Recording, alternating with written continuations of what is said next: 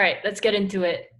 Section 17 is titled Bayesian Statistics, which is true. It is true. Bayesian statistics is very, very broad. Is basically a field of probability that is different from what we've been doing. We did touch a little bit on Bayesian statistics in section 11 when we talked about conditional probability, because conditional probability is the foundation of Bayesian stats.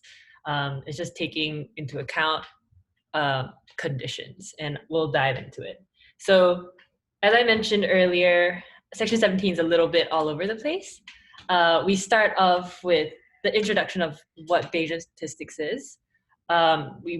We get into Bayes' theorem, where I'm actually today going to walk through two common problems, one of which I actually get in a lot of interviews. Okay, like 3 interviews, not that many, but good to know that that is an interview question that can come up. Going through the Monty Hall problem that some of you might already know, but just walk through like what the problem is. In the lab, you'll be asked to simulate it, but I actually have like a little trick to make it a little bit easier. Finally, we'll get into MLE, maximum likelihood estimation, which actually ties very well into what we're doing next, which is modeling. And modeling we will be doing through the end of Mod 2, Mod 3, and Mod 4. So that's very exciting that we're getting into that. So first, to get started, I'm just really gonna walk through this lab and highlight some important things. So this is a pretty good reading. I like this reading a lot. Bayesians versus frequentists. So Bayesians and frequentists are two different fields of stats and probabilities. And what we've been seeing with like, p-values, areas under the curve, those are all frequentist probabilistic. That's all in the field of frequentists, which is basically like, the idea of frequentists is that, the probability of something occurring is if I was to run an experiment an infinite number of times, the probability is like the proportion of that thing occurring. A line that I really like here is the differences between Bayesian and frequentists is to talk about the interpretation of probability itself. So I think I just said this. For frequentists, the probability of an event is the limit of the rate of occurrences of the event if the same scenario, blah, blah, blah, was repeated ad infinitum. So basically, if something were to occur over and over again, I think you're familiar, we're just going to take that proportion, and that's the probability. However, what is a little bit more real life applicable, I think, is Bayesian. So Bayesians actually interpret probability with taking into account a prior belief, and we'll take that in, and we'll take a look at that later when we get into Bayes' theorem and at the very end of this section as well. Bayes' theorem is, so Bayes' theorem, there are a couple questions in this lab, and the one that I really wanted to go through is, if it would load up, is a very, very common question that's asked in interview because you're making use of two of the most popular formulas in Bayesian stats. So that would be the Bayes' theorem, which is coded here, and I'll write it out later again as we're solving this problem, as well as the law of total probability. So the problem that I wanted to go through with you all today is this diagnostic test problem. I've gotten pretty much this exact problem, just different numbers, like 3 times in an interview. And if you're going for a more stats heavy role or something that's more in the realm of like, doing a lot of EDA and doing a lot of testing, you can expect this kind of question to come up. So let's read the question together. A diagnostic test is advertised as being 99% accurate. And 99% accurate, that means that if a patient has a disease, they will test positive 99% of the time.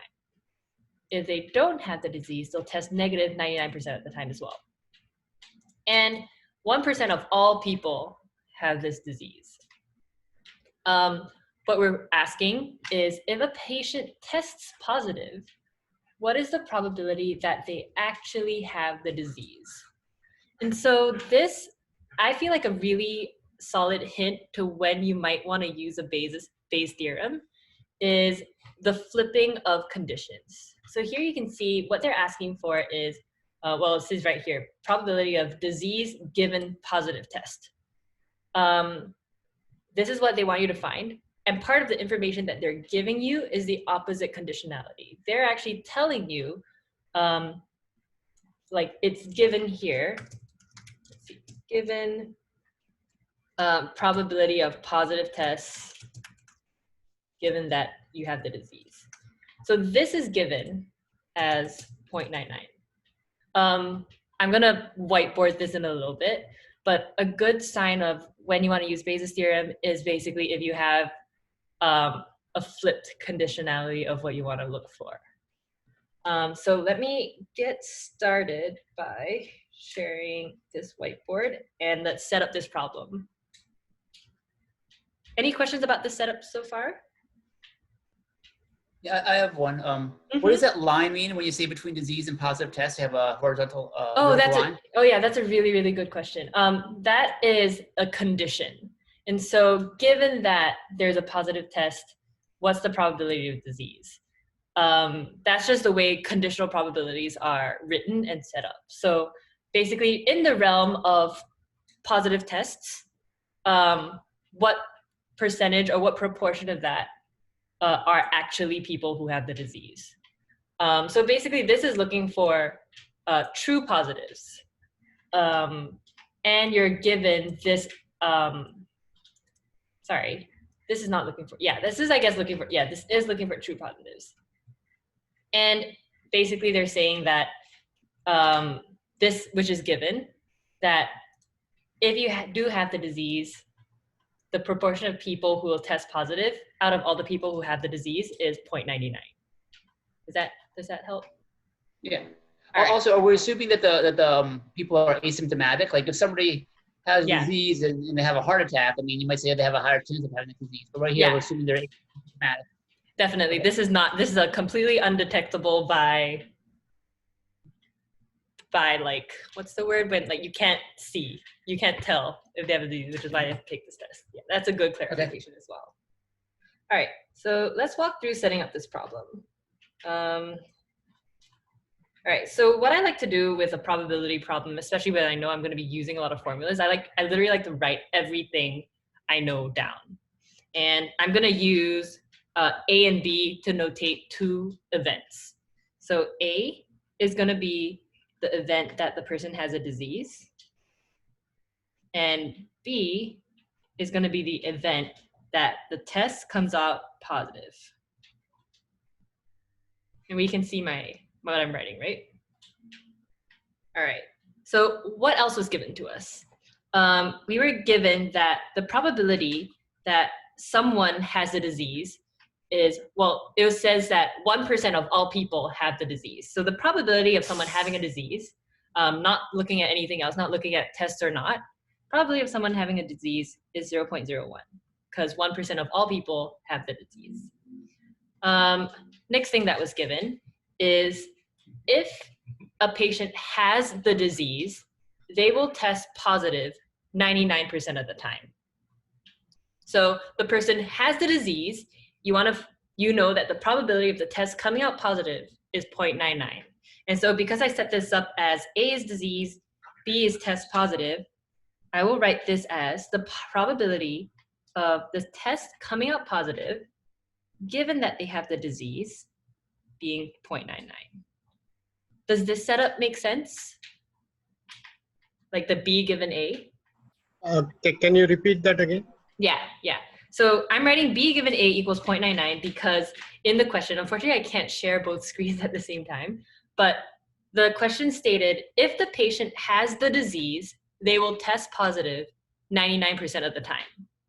So in the condition of people having the disease, which is A, so that's why it's given A, test positive is 0.99.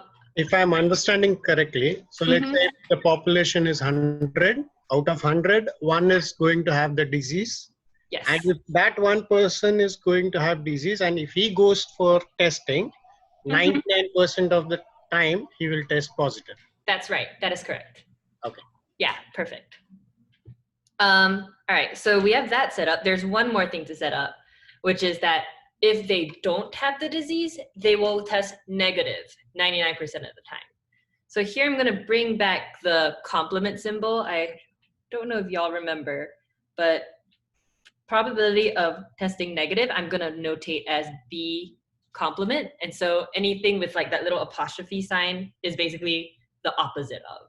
So they test negative given that they don't have the disease. So A complement equals 0.99 as well. Now, does this setup make sense? It's a little bit hard to wrap, it took me a while to wrap my head around like conditional probability.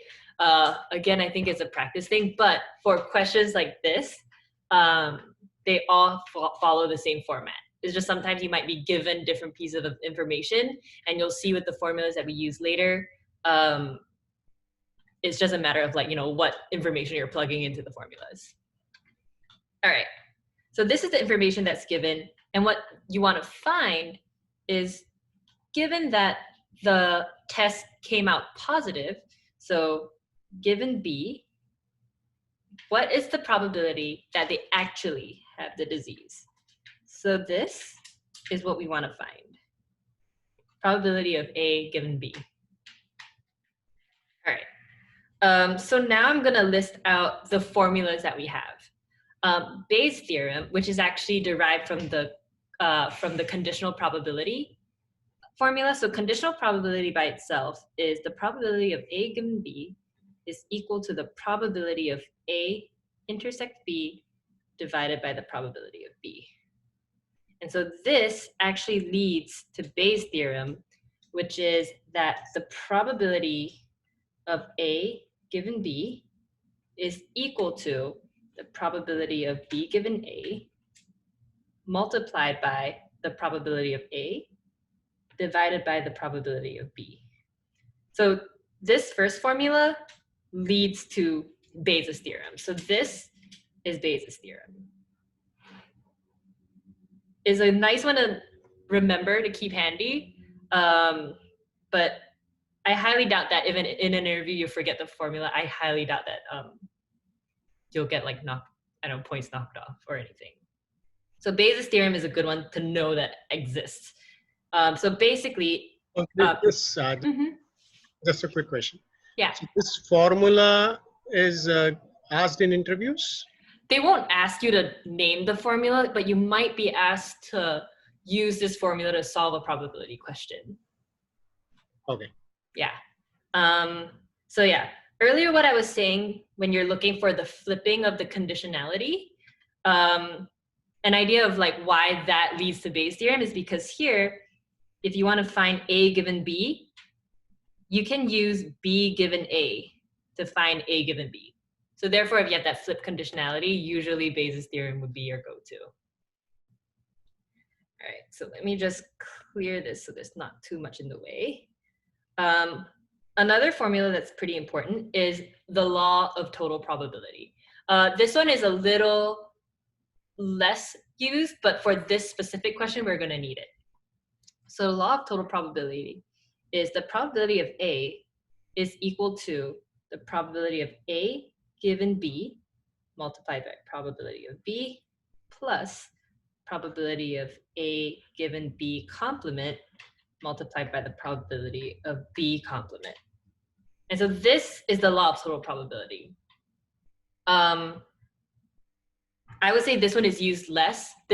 I would say this probability question is probably one of the harder probability questions you might get in an interview. So sometimes you might just get a straight up just Bayes' theorem problem. So this is one of the harder ones. Like in this scenario, if you're given something like this, if you don't have like pen or paper in hand, you might be asked to just, name the formulas that you would use to solve. Or if you do have pen and paper, you'll be given a bunch of time to figure it out. So, all right, so these are the two main formulas that we're gonna be using. So let me just take this out of the way. These are two main formulas. Basically, based on the information that we have, we know we have B given A and we want to find A given B, right? So we know that we have this. We know that we have probability of A what we need is the probability of B. So that's the only thing that we don't really have. Good news is we can actually find probability of B using the law of total probability. So the law of total probability in this form doesn't exactly work for us. All we have to do is switch the A's and B's, and you'll realize that we'll be able to plug in this information. So let's just flip this around just so it's a little easier for us to see. Let me actually just rewrite it. So instead of probability of A, let's write this in probability of B. Probability of B would be equal to the probability of B given A multiplied by probability of A plus probability of B given A complement, probability of A complement. And so looking at this, we have this, we have this, we technically have this because there's one minus, and it doesn't look as obvious, but we actually have this as well. It's not written explicitly, but we actually have this. So how this translates to probability of B given A complement, right now we have the probability of B complement given A complement, right? And that's 0.99. So this, kind of think of it as, out of all the people who don't have the disease, B complement are the people who are tested negative. Out of the group of people who don't have the disease, if B complement are the people who test negative, B given A complement would be the people who don't have the disease that are tested positive. Does that make sense? To write it out, it would actually be probability of B given A complement is equal to 1 minus this, which is 0.01. Cool. Just imagine out of the realm of A complement, B and B complement will just make 1. So because of that, we actually have all the pieces of the puzzle already. If we just, let's see, let's just write it all together in a different color. Let's just do this formula first. Probability of B is equal to B given A, which we have as 0.99 from here, multiplied by probability of A, which is 0.01, plus probability of B given A that we just found. So yeah, B given A complement, sorry, 0.01, multiplied by probability of A complement. So A complement we know is 1 minus probability of A, which is 0.99. So cool, probability of B is basically 2 times of whatever this evaluates to. So that's probability of B, which we can plug into Bayes' theorem right now. The probability of A given B is equal to the probability of B given A, which is 0.99, multiplied by probability of A, which is 0.01, divided by probability of B, which is what we just found here, 2 multiplied by 0.99, 0.01, which gives us 1/2, or 0.5. And basically that is the problem solved. That is the probability that a person actually has a disease if they test positive. And that's the problem solved. Questions? Yeah, that seems sort of counterintuitive though. Like if you test positive for disease, you only have 0.5 chance of actually having it. Yeah, I was actually just gonna address that. That like basically the false positive rate, because this is the true positive rate, false positive rate is basically 0.5 as well, which kind of sucks. That means half of all the tests taken are gonna give you wrong results. So this is a bad test. But yeah. So it's just not a good test, basically. It's not accurate. Okay. Exactly. Anything else?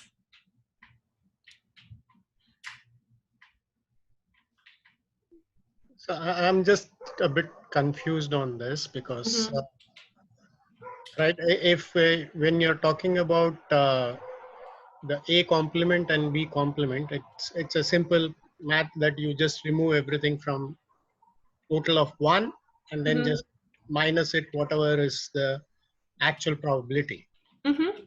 correct? Yep. Now, So as when it comes to testing positive, right? Now, there we have the probability of B, which is based on A, correct? I mean, the formula I'm talking about. so like what is the probability of testing positive? Yeah. Yeah, so I think I shouldn't have written it like this, but the probability of testing positive is actually this right here.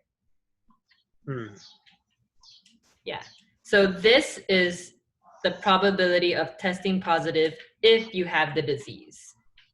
This is. Yeah. Okay, so it's like 2 multiplied by 0.99 if you have, no, that, so maybe some mathematics is required, I guess. Yeah, definitely. This is straight up math. This is straight up math. Yeah. Okay. But yeah, if you test positive, if these are like the numbers for a test, if you test positive, there's like a 50% chance that you don't actually have it, which is crazy. So the one person who is going to have the disease,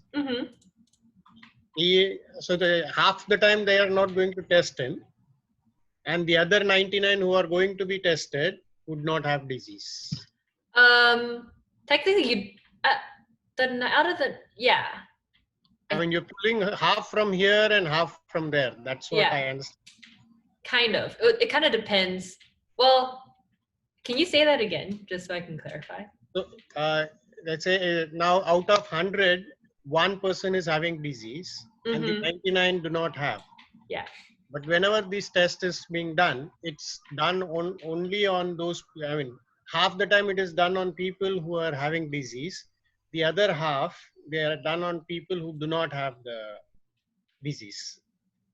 So that is not exactly, you cannot say how often the test is done on a person that has or doesn't have the disease. Okay. Yeah. So it's just like whenever the test is done, you're going to end up in this result. Yeah. If the test is done, you don't know if you're testing a person with the disease or without the disease. Yeah. Until you see the results, and then, well, it happens that with these results, they're not that reliable anyways. Yeah. So sucky test, but this is how you would solve the problem. Awesome. All right. Any last questions about this before we move on? Okay, perfect. Next, I wanted to talk about the Monty Hall problem. So I don't know if anyone has heard of the Monty Hall problem. It's kind of famous in the world of conditional probability just because it's a little bit, what you're supposed to do is kind of counterintuitive. So let me reshare. Let me just reshare my browser window. All right, so this is the Monty Hall problem. And basically, you have 3 doors, and behind 2 doors, you have goats, and behind the third is a car. How the game works is you first select the door. And after you select the door, the host is gonna open one of the remaining 2 doors to show you behind a door, to reveal a goat, basically. And then the host is gonna ask you if you wanna switch doors or stick with your original choice. What should you do? So basically 3 doors, you randomly choose one. Before it's revealed what's behind the door that you choose, the host is gonna reveal another door that is always gonna be a goat door. And then you get to decide, should you switch your door or should you stay with your original door? What would you do?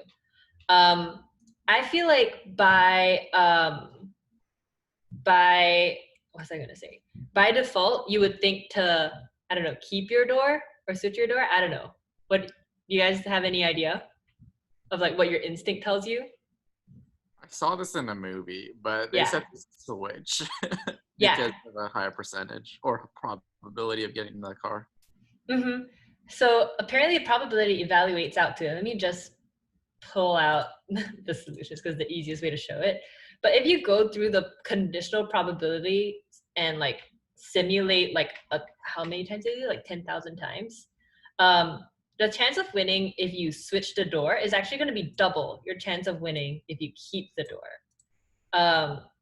And that is actually done by conditional probability. To be honest, the way that this conditional probability is set up confuses me as well.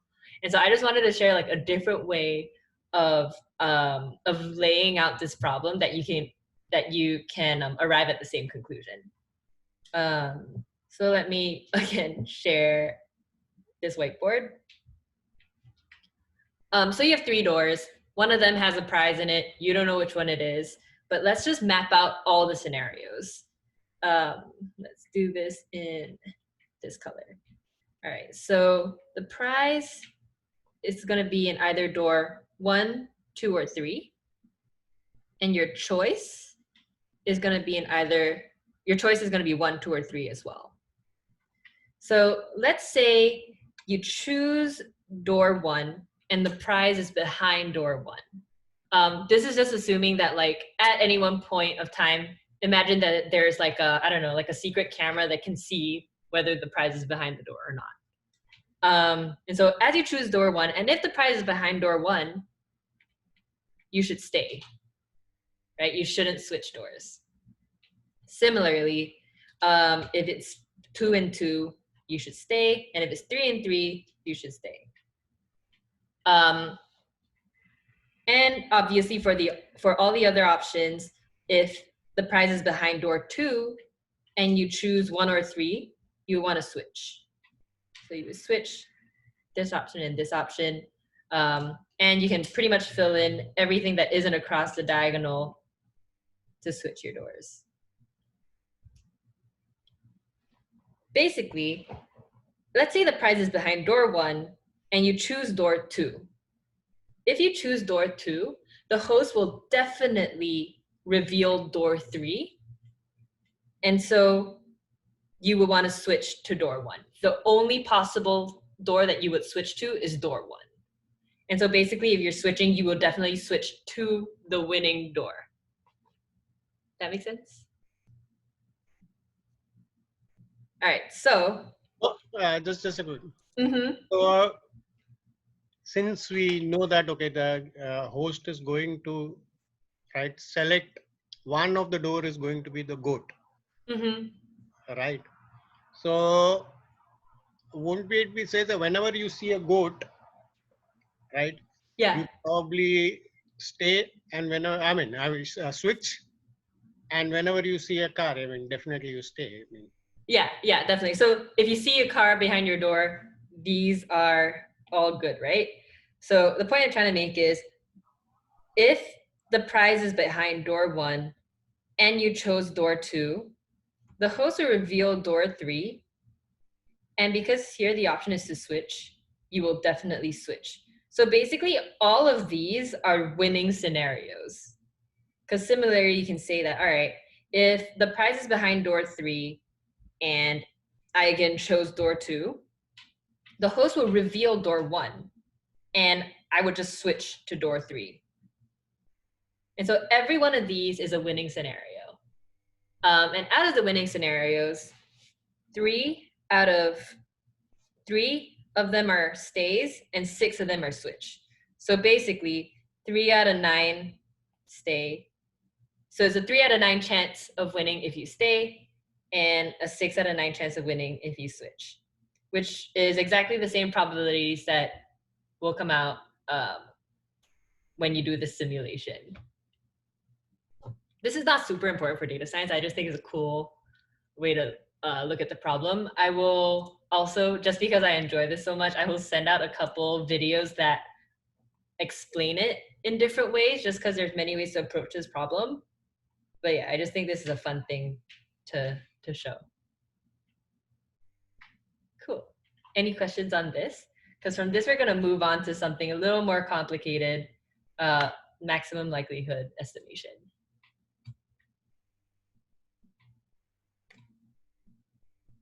Okay, awesome. Let me just trash this. One question. So yesterday I was seeing the project thing, right? Now in that, let's say if we want to do some kind of prediction, Okay. like, okay, when we should be buying, I mean, next year, if somebody should buy or somebody should not buy, right? Will this be, if this test is done, and based on this, if we work on something where we can say that this year, if you're going to buy, there are chances that 3 out of 9 chances are that you will it will be good, or next year if you don't buy, the chances are that like you will get a better buy once you switch. I'm trying That's a good question. Okay, so actually ties in perfectly to what I'm about to talk about. The model that we're going to be looking at for the project is a linear regression. So we're all going to be building linear regression models for our project. And the idea of this project is we're going to be predicting predicting the price of a house based on its features. And so this is not exact. I mean, it kind of, everything is a probability, but you're only predicting the price of a house based on its features. So you're going to build a model that's going to take in inputs of like number of floors, square feet, what else is there? Number of bedrooms, number of bathrooms, things like that. And those will be the inputs that go into your model, and it'll just spit out a price. So it's not so much like a probability of like, if I buy this house, will I win? Will I make or lose money? Not so much that. It's just based on deterministic, not deterministic, but it's based on determined features about the house, and based on the data that you have, what would the house price be? So it's a little bit of a different way of framing the problem, but no worries, we'll get into that way more on Monday. Yeah. Awesome. But that was a good clarification. Yeah. Cool. Let's talk about MLE. And let me just reshare the screen really quick. All right. MLE stands for maximum likelihood estimation. When you say the likelihood of something, I think like someone who I guess doesn't do data science would synonymize likelihood and probability. Like, what's the likelihood of rolling a 5 on a die? A lot of people, like, I think just in terms of how we use the word likelihood, can be very synonymous to what's the probability of rolling a 5. But in the world of statistics, they don't mean the same thing at all. So this lab kind of talks about parameter inference. I feel like this coin flip example is not super intuitive, so I like to give my own example. So my example is, imagine you have, you run a dog pound, and you have like 20 puppies in your pound. However, you do want to estimate the population parameters of puppies. So let's say we have puppy weights, and you have 20 puppies. What's the best thing you can do to estimate what the population of puppies looks like? Like, what is the population average and standard deviation of all puppy weights in the world? But you only have 20 puppies, so you're gonna make do with 20 puppies and figure out the best way to estimate the population parameters with the sample that you have. Does that setup make sense? What we're gonna get to is that the best way you can estimate population parameters for something that's normally distributed is just by taking the mean and standard error of your sample, and those will be the best ways. That would be the best way to estimate your population. It just makes sense, right? Like, if you only have 20 puppies to go off of, it makes sense that you'd be like, and plus you have no information about any other puppies in the world. It makes sense to say like, all right, I have these 20 puppies. I'm guessing the average weight of these puppies is like 15 pounds. I think it's a fair estimate to say that, all right, I'll estimate that the average weight of all the puppies in the world is about 15 pounds as well. So that's kind of the concept or the idea of parameter inference. You're inferring a parameter, and a parameter being mean or standard deviation. for a normal distribution based on your sample. Does that like sort of make sense? Feel free to ask clarifying questions. Please do. No question is too silly. I know it's like a weird thing to think about. All right. I'll also send out resources that I think explain this kind of better than I can. MLE, what we're trying to do is we're going to determine the parameters that maximize the probability of our data. And I'm again going to go back to my tablet to sort of illustrate the difference between probability and a likelihood. All right, so let's do on the left, let's do probability. And on the right, let's do likelihood. All right, so probability we're kind of familiar with. Let's imagine we have this curve, and this is like the PDF of puppy weights. Let's just say that the mean is an easy number, 20, and the variance or standard deviation squared is going to be 4. And this is puppy weights measured in X, and this is the probability of X. And so probability, this PDF and what it tells us is basically that let's say we have a puppy that weighs 24 pounds. If we have a puppy that weighs 24 pounds,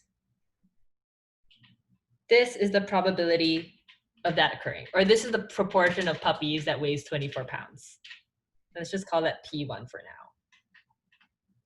now. This should seem kind of familiar from like what we've seen with PDFs, but if we want to write it out more mathematically, it would look like this.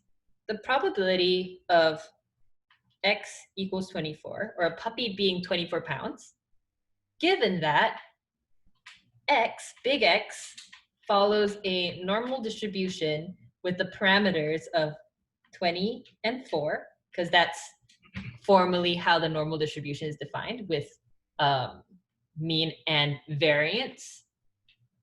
That probability is equal to P1. So that's probability. Another example, let's see. Another example, let's just take, let's say we have one that's like 18 pounds. A probability of puppy being 18 pounds in this distribution, given that this is the distribution, is going to be P2. So similarly, we would write the probability of X being equals, oops, not this, but 18, given that X follows a normal distribution with parameters 20 and 4, is P2. So that's probability. Questions on that? All right. Okay. Now to talk to, yeah. And explain the probability of 20 and 4. It's like Q2 is, the weight is 4. What is that 4 for? Oh, 4 is the variance, is the squared standard deviation of that population. Oh. Yeah. Yeah, so 4 is just this, it's just the variance of this distribution. And what does that wavy line mean between the X and the N? That's a good question. So that's kind of like the mathematical notation of saying that X follows a normal distribution. So that's just like a way of saying that X follows a normal distribution of 20 and 4. I think I did talk about this and we were doing section 11, but if you have a binomial variable, you would say that X, let's see, let me just write it up here. So for a binomial variable, and just as an example, X would follow, and the notation for binomial is actually BI. And if anyone remembers, I don't expect you to remember at all. Binomial variables are defined by number of trials and the probability of success. So you would have, for example, if you have like a 20 trial and a probability of 0.8. And this was the example, remember I said like if you're like throwing basketballs, each time you have a 0.8 chance of success and you throw a ball 20 times was a probability of getting like 10 of them in. So that is what that tilde thing means. It just describes your whatever your random variable is. Anything else before we move on to likelihood? Oh, let me just get this out of the way so it's not confusing. All right, likelihood's a little bit different. Likelihood, so we have all these puppies. In likelihood, we don't know what the distribution is. So since we don't know what the distribution is, let me just draw this the same way. Let's say that we now have this puppy that has 24 pounds. This puppy having 24 pounds, let's say we guess, if we're guessing that, you know, the population of puppies follows this same curve, and this curve is the normal curve of X being normal with 20 and 4. If we're guessing that this is the distribution, likelihood says that this point here, like this likelihood 1. I think it'll make a little bit more sense when I write this. So let me see. So basically the likelihood of the distribution being xn24, given that your data point is at 24, is equal to L1. So you can see how the probability is flipped, the conditionality is flipped very similar to what we were doing earlier with the Bayes theorem. So that's likelihood. You want to kind of guess what the population parameters are. And so the idea of likelihood, we always want to maximize our likelihood, especially when we're modeling something. And MLE stands for maximum likelihood estimation. So imagine that we only have this one data point of 24, this one puppy of 24 pounds. We don't know anything about any other puppies in the world. The maximum likelihood would be that we would estimate that this normal distribution is centered around here. We would estimate that the normal distribution looks more like a normal distribution centered at 24. Standard deviation, there's a different way of estimating that, but that's with more data points, so we won't talk about that yet. But if we only have x equals 24, it makes sense that this is what we want, because this is the top of the curve, top of the probability curve, and this is L2. So basically, we're trying to guess what are the best values to go here and here, given that we know only these data points. And so maximum likelihood, usually you have way more data points than just one. You have like a decent sample. So imagine I have one at 24, maybe I have like another one at 22, another one at like 26, and maybe actually I might have like a bunch more here. All of these X's are data points. So let's just say I happen to have a lot more here and then a couple out here. So it happened to be that the first puppy I had in the pound was 24 pounds. And so at that time, this was our best likelihood. However, we're going to take all our puppies together, and the total likelihood would be the sum of all these points. Technically, because it's a continuous variable, I'm not sure how many of you encountered, and if this next spiel doesn't make sense, don't worry about it. But technically, you want to look at a range, not as a specific point. But for the ease of like explaining this, we're just going to take like the sum of these like absolute probabilities, imagining that they can be absolute. We want to maximize the sum of all these probabilities, of all these likelihoods, sorry. We want to maximize the sum of all of this. And so with our distribution looking like this, with like way more points centered around the middle, we can then adjust our estimation. We can adjust our estimate, and in this case, we'll just adjust it back to this first one because it seems to be more centered around 20 than 24.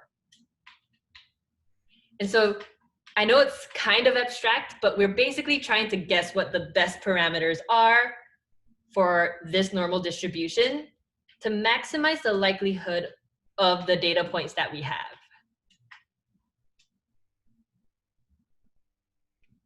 Clarifying questions? Yeah, so now when we compare between probability and likelihood, what I'm understanding is more than often, right, for when somebody is going to do a likelihood thing, it's going to have a higher, what do you call, the result is going to be on the higher side, or I'm not able to explain the question. All good. You can take your time. Like we got 0.5, for example, 0.5 for the previous, like the probability chance. Okay. Now here it's going to be always more than 0.5 as a chance. Oh, like comparing your results from calculating a probability versus likelihood? Yeah. Okay, so definitely should have clarified this, but you would very rarely be computing both the probability and the likelihood. Just because you can only compute probability if you know the distribution, and for likelihood, you can only get likelihood if you have the data point. So basically, there's no point in computing both. You can't compute both because probability, you need to know what normal distribution you have, and for likelihood, that is what you're trying to find. So it's usually one or the other. To be honest, mostly you'll be calculating probabilities, but likelihood is more of the concept of what likelihood is trying to do, because that's going to be important for when we get to modeling on Monday. We want to get the best estimates for these parameters. If somebody just questions, right, as a statistician, like if you want to, like what is probability and likelihood, if you want to just give a difference, right? Is it right that if we say that, okay, probability is like if you have more, it requires more data, right, to get into likelihood, and for probability, you require a normal distribution? Those are both true, but not the way that I would, that's not the way that I would frame probability versus likelihood. Probability is you're trying to find the probability of data points occurring given a distribution. But for likelihood, you're trying to determine the likelihood of a distribution given your data points. Okay, so it's like flipping. Yeah, exactly. Exactly. Very unlikely will you have to ever compute like the likelihood of something. But it's just the idea of you're basically trying to fit the best curve. You're trying to fit the best normal distribution curve to the data that you have. And that's the idea of modeling. You want to fit the best model to the data that you have. Any other questions on this?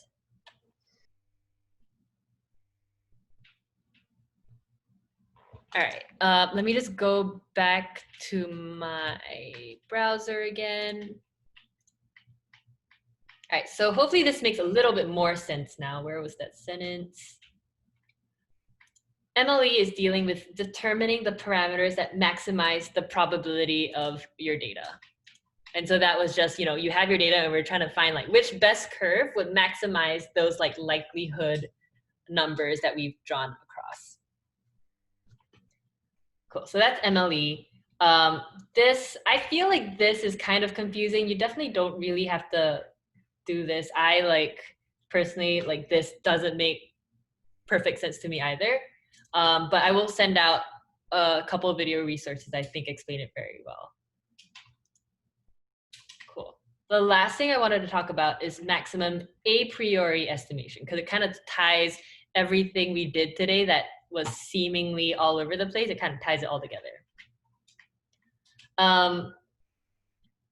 Map estimation, which is short for maximum a posteriori estimation, is very similar to MLE.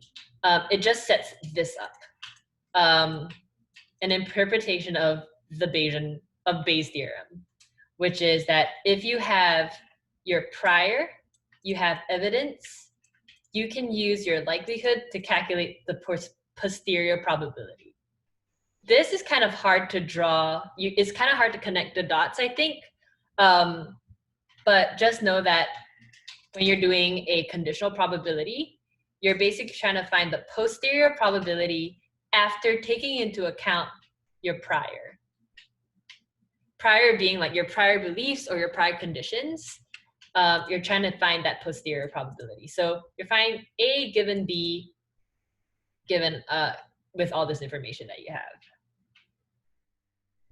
Cool. And this, I would say, don't worry about this for now. Multinomial Bayes is actually an algorithm that we're going to talk about in Mod 3. So I'd say don't worry about this now. Just if you see this formula, you see like that it has like conditional probabilities. It just relates back to Bayes' theorem. But cool. That is all we have for this section. In terms of like how much of this you actually need to know, I would say the most important thing to know is solving those probability questions that I was doing at the start. Just because those are the ones that would actually come up in an interview. I've never been asked a question about MLE or MAP.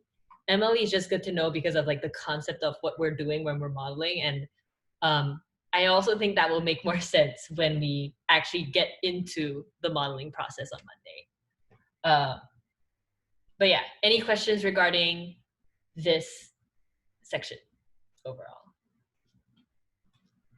I think that the Bayes theorem labs are good to do, but if you're pressed on time, I would say after like Friday,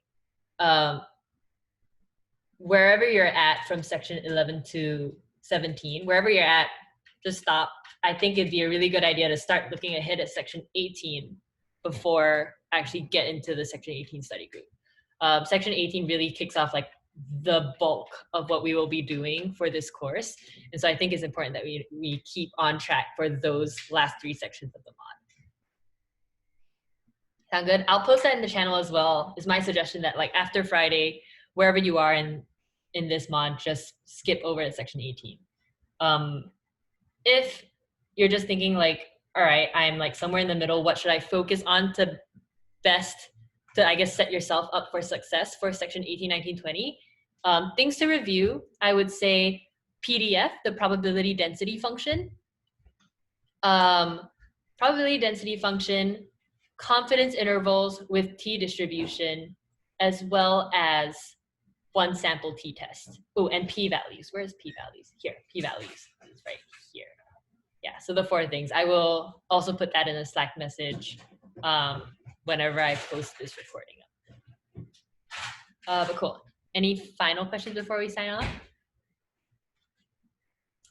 All right, well, we've seen like my sun go down. That's what we get for summer being over. But I guess have a good night, everybody. If I don't see you for the rest of the week, have a good weekend, and I'll post this recording soon. Anything y'all need, feel free to Slack me as usual. Bye, everybody.